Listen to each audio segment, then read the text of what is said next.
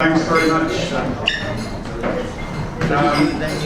Brian, very interesting talk. And yes, my name's Jim. I just wanted to follow up on the issue of the raid on the ABC and the raid on journalists. So we not only have to worry about Asia, but the Australian Federal Police, which quite conveniently is just across the road here.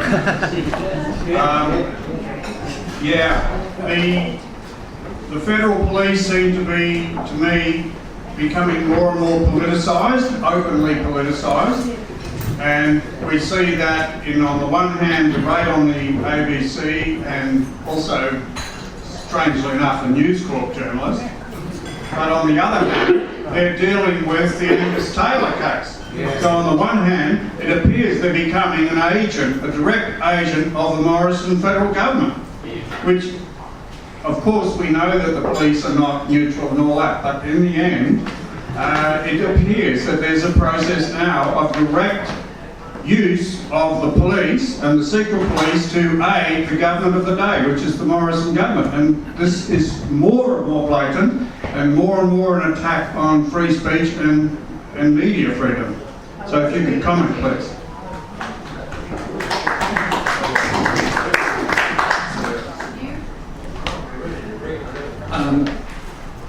I think the Angus Taylor thing was a disgrace. Very clearly, the federal police described what happened as minor. Well, how can it be minor to forge a document, blatantly forge a document to damage the Lord Mayor of Sydney? And again, it's not for them to make a decision about whether something that's minor. They should investigate it and then alternatively, the New South Wales police should investigate it. They flicked it off to the AFP. So that's been, I don't think the way it works is I don't think they get any instructions from ministers or whatever. I think they would sort of intuitively think, better get this one out of the way. But I don't know. It looks very, very odd. Thank you very much for the talk, and I really mean it because I've visited Australia since the 90s, and I moved here in 2006, and I've seen Australia slip from being the top 5 cleanest governments to the number 13th and falling. I've also seen income distribution and wealth distribution worsening. There are more homeless people in Melbourne than there are in San Francisco, from what I've seen, and in LA. Now, my question is, what will it take for the ACO to actually address the real enemies of the state that's pulling down Australia to levels of third world mediocrity, instead of defending their very vested interests that these enemies of the state are defending? What will it take? Well, I doubt it will take a change of government because that might have been the case a few decades ago when many people in the Labor Party were very keen on doing something about the issues that you mentioned. I think the wheel has to turn. It's going to take quite a long while before. I think young people here, as in the United States and elsewhere in the world, are giving a lot of hope, but I don't see much from the rest of the population. Can I ask a question here? Look, you've written a book. Lots of people here write books. The assumption is that the population, including people elected to Canberra, read books, and that will be a means of influencing their understanding and their attitudes and their values. Is there going to be any impact from your voluminous work about the secret state? Otherwise, what's the point of writing the book? He feels good about it. I would like to think there would be some limited impact on some people, maybe some journalists as well. But I don't write things to influence people. Can you comment a bit? Sorry, I don't write things to influence people. I write things to inform people on what they do with the information is up to them.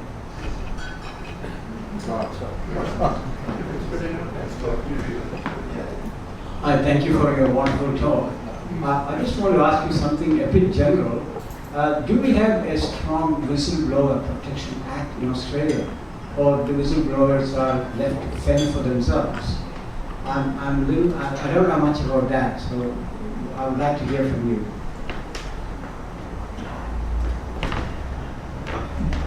We've got, as a result of exposés about the banking behaviour and that, we've got stronger whistleblower protection in those sort of financial areas, but none in terms of the national security areas, and none that are effective at all. And I mean, for example, Witness K, who you know, he was the guy who was in charge of the bugging and so forth, and he wasn't very keen at all when he found out that this was on behalf of Woodside.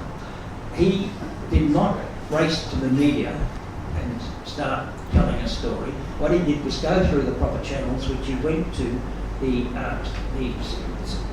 Director General of Security and the Inspector General, I should say, of Security and Intelligence.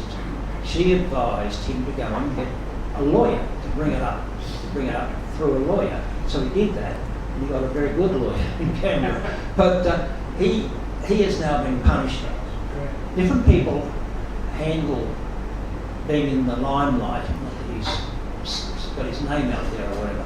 But I mean, he's had his house raided, he's had his passport, his wife's passport taken away from him. He was not, all of that was to prevent him going to the Hague to give evidence in a court case, which Australia paid so dreadfully, and that was to stop them. The intelligence services, who originally started that whole thing going, are now being punitive. I can't believe that they have got the gall, and this shows how strong they think they are, that they don't, public opinion will be very strongly against any further punishment for this guy for exposing and clearly immoral and improperly act by Australia. And of course, for those things to happen, politicians, the Attorney Generals have to give warrants. In the case of this thing, the raid that occurred on the lawyer's office was the Attorney General at the time had just freely admitted to Coalition One that he had signed that warrant. But who signed the warrant? That they would not do a raid without first doing a phone tap. So who signed that? And I asked Mark Dreyfus, who was the Labor Party Attorney General at the time, I asked him by email during this book. I said, did you do this, issue this warrant? And because a lot of people claim that it's the case. And he wrote back saying, look, I will never depart from my absolutely unyielding principle, never comment on intelligence matters. So I wrote back saying, look, you must be the only one in Parliament. Most of them can't help commenting these days. Andrew Hastings. But I will think you will crack one day, and you'll say you're all doing a wonderful job. I didn't reply to that. Brian, I want to, with the chair's indulgence, speak for a minute or two to set a particular complex question to you. I'm mindful it might take me a while to get to the question, but since Bob Gould is dearly departed, I don't think anyone's going to yell out, what's the bloody question? You wrote a book once about economics, and it was very, very good. It was called Tumbling Dice, and it told the story of the history of economic ideas and the way in which bad economic ideas have influenced Australian economic policy. I thought it was really powerful, and hearing you talk tonight about security issues makes me think of the connection between economic interests and the political handling with security matters. On one level, there's a fairly simple hypothesis that all the big economic issues that you alluded to in your closing remarks, the impact of climate change and transition to a more sustainable economy, dealing with economic inequality and so on, are really big issues that the current mob in government, or frankly any foreseeable future government, is unlikely to be able to resolve. Hence, putting the spotlight on the security issues is very convenient, because it's all about our own futures, our own safety as Australians, refugees invading, Chinese spies disrupting the Australian way of life, whatever that is. So, I mean, it's kind of convenient as a sort of a cop-out for politicians that actually don't want to and can't solve real problems to keep the spotlight on matters of public safety, refugees, security, terrorists, the whole wall of dice. But my question is there something a bit deeper? Are there actually economic interests that are shaping this agenda? Are we talking about the influence of big business, of transnational corporations? To what extent are the problems to which you allude ultimately traceable back to questions of economic power?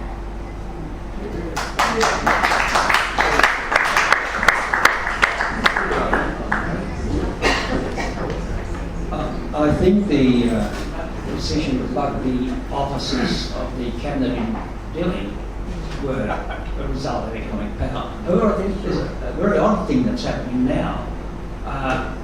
The way in which the massive power exercised by the security agencies is not going to be supported by the mining companies and so forth in Australia, because it's harming their relation. It'll end up harming. This is what they want too.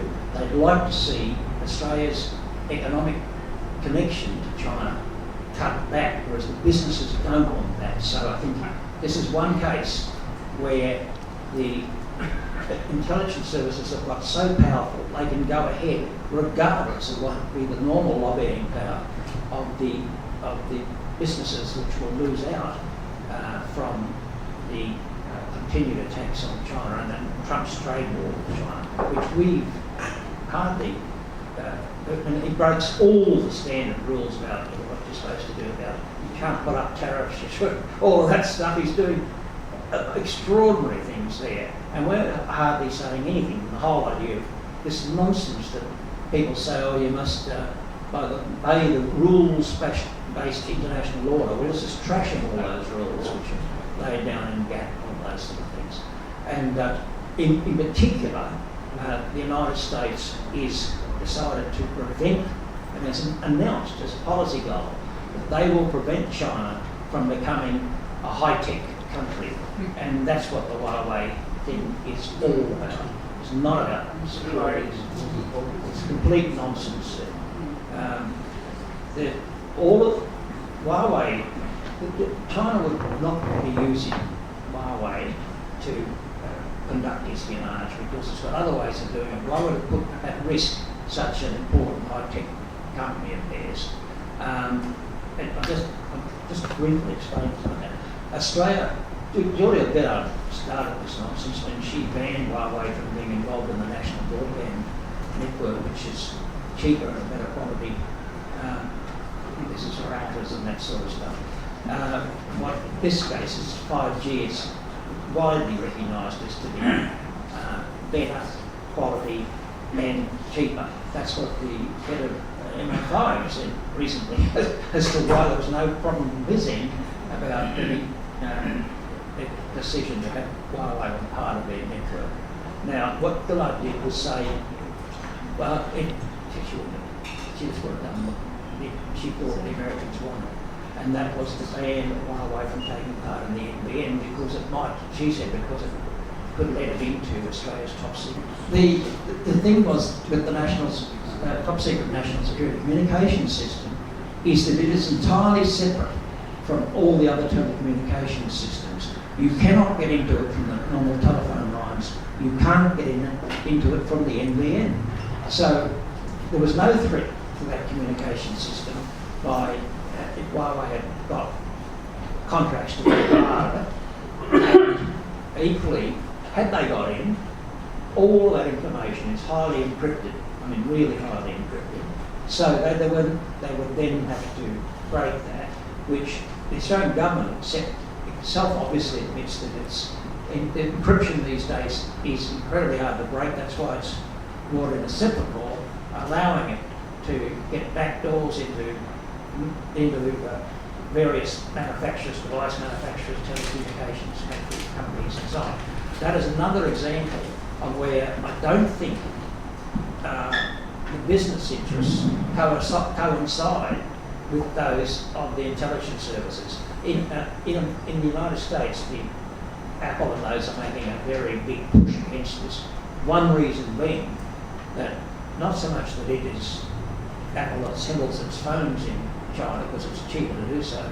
They're different components from all around the world. But because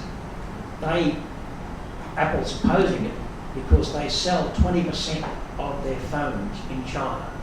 And it would be very, very easy for China to say, we'll retaliate, and Huawei can take up the slack because they make very, very good phones.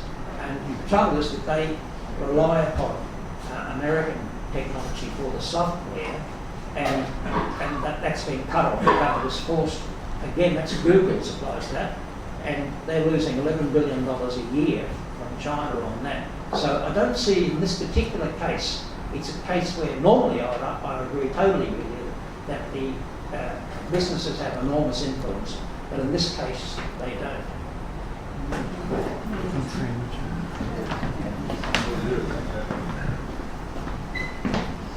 G'day Brian, thanks as usual for your wonderful talk.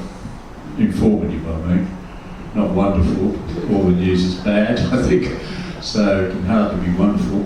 But on the Bernard Cleary case, he's actually launching his book here in Sydney. Cleary Books on the 17th of March next, and on the 10th of March in Canberra, and the 24th of March.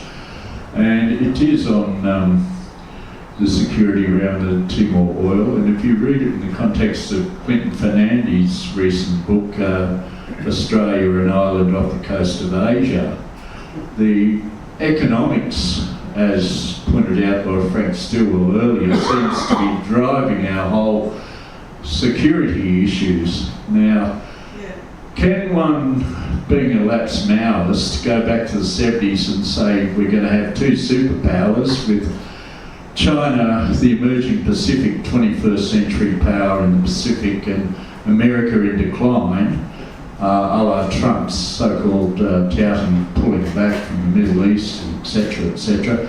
How do you see the global position and intelligence in the context of that? Will we see battles within the intelligence services and foreign affairs and whatever over whether or not we should put all our eggs in the China basket in the long run, or stay with the American basket while they've got 33 military bases and on Australian soil and more troops coming into Darwin every week? Global picture and security, will they divide? As I said before, obviously I think East Timor was one which was driven by business and economic considerations. I don't think the more recent things are driven by that. There's no way that Australian business wants the intelligence services making it very hard to sell goods and services in China. And they don't like what Trump's doing, obviously, in that area. I don't know how things are going to end up. Trump is clearly using very tough tactics, partly because he doesn't. China did all the right things about Huawei. They relied on the global supply chain to different parts around the world, and that's where they got caught out. They didn't develop the actual software needed in their phones, for example, and bought that from Google. But they will be able to.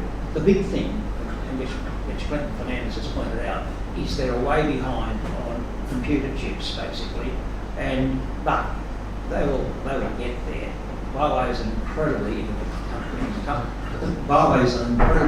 innovative company. Don't believe the rubbish about them stealing their secrets and all that sort of stuff. And don't be too sort of waylaid by the thought that it's all government subsidised. The country that subsidises high-tech industries is the United States. It is pour huge amounts of money, particularly through the Defence Department, into high-tech industries in America, far more than China's put into theirs. But so I do not know how that's going to end. But you've got to be aware that the United States has got a huge depth of R&D experience and all that sort of stuff. Whether it ends in a military conflict is another matter. I mean, I think one temptation for some people in the American military is that they've lost every war basically since World War II. You might argue that Korea was a draw, but only after they completely burnt every city and town in North Korea to the ground with napalm. Vietnam they clearly lost, although now when you used to have to spit out the words the Communist Party of Vietnam, now you've got to spit out the words the Communist Party of China. I think it's got far more connections with authoritarian capitalism than Marxism.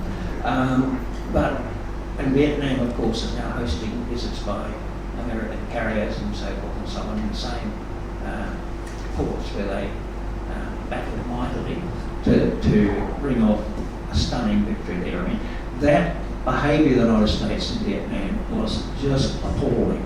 There are docks and still drenched in parts of, particularly the south. Women are still giving birth to deformed babies. It's a persistent toxin. 4 generations on. Yes, and the other thing is that the war should never have occurred because there had been an international agreement to hold an election to decide about who would be the president of a unified country. And Eisenhower says in his memoirs, well, we couldn't have that because clearly Ho Chi Minh would have won. So they brought their puppet there to scrap the election. So much for their spreading democracy and so forth. Anyway. Will the trade war become a hot war in the Pacific? I don't know. But I do know that the Americans have lost wars against sort of medieval peasants that must be sick of getting their ass kicked by people with clapped out rifles and homemade bombs. So might be think that we got better high-tech equipment than the Chinese who might get them away. The Middle East too. Yes, they have too. Well, the Chinese have got all the strategic minerals now for the high-tech industry of the future, don't they? And isn't 5G and Huawei a threat, like total security and control over everyone? Isn't that what it's all about? An antenna every kilometre, so we all become Uyghurs in the future police state of high-tech surveillance? Well, Jeff, hang on there. Just let him go. Yeah, that's surveillance can be supplied by lots of ways. You should read there's an immense amount of stuff written on that in the United States. Don't forget that the United States is, we like to think of this 5 power, we're part of the 5 power agreement, what they call it. It's a club of Anglo-Saxon countries established at the end of the early, but some years after World War II. And however, we like to think of it as one of the special 5. The United States has agreements with over 30 countries to supply lead-proof bases for intercept of signals and that sort of stuff, and to supply it with intelligence, and also for it to influence those countries by the intelligence it supplies. Whereas China, as far as I know, have got none, because they're not geographically, they're not able, they don't have a network of people countries willing to do that. But I don't think you can say that China's got a monopoly of the minerals required. I mean, some of the minerals come from what used to be called the Congo, all for phones and that sort of thing. Right. And and a lot of it is imported from there, and more of it can be mined from other parts. Thank you. Yeah. Shall we? I've got one question. Like, we just had this sort of hyper big picture there, but I've got a sort of personal question. Do you know anything about Anthony Byrne, Labor Party deputy head of the powerful Intelligence and Security Committee? Where did he come from? No, I don't, although I found it particularly sort of ludicrous. He's in London. I think this happened in London, but he takes on the British Defence Minister saying, oh, well, in terms of Huawei, I'll put my money on our man against your man, British GCHQ sort of thing versus our ASD, as it's now called. That stuff is just, the technology sort of thing is just complete nonsense. The reason this is happening is because the United States wants to try and destroy Huawei as a competitor, as a very, very serious competitor. I'll just add, if I can, Huawei has 80,000 people working in its R&D department. It's a very, despite what people like to say, it's actually staff-owned, the company, and the managing director rotates through. There's 3 different ones each year, so I don't even know who the managing director is. The technology or the research and development section, it makes decisions about where they will set up research stations, research cooperative programs overseas. They have 30. They used to have some in Australia, bad luck about that. And so that they, that gives them it's immense flexibility because it's a staff-owned company where they have a rolling 10-year program for R&D, and that's funded regardless of whether the company starts making a loss for a while. People take a cut. They get a lot of money of their income comes as dividends. The dividends are calculated by KPGM because they're an accounting firm. So I don't think people quite understand that it's not going to be very easy to squash the actual intellectual input that's available for that company. We might wind it up there. Please give a round of applause to Brian.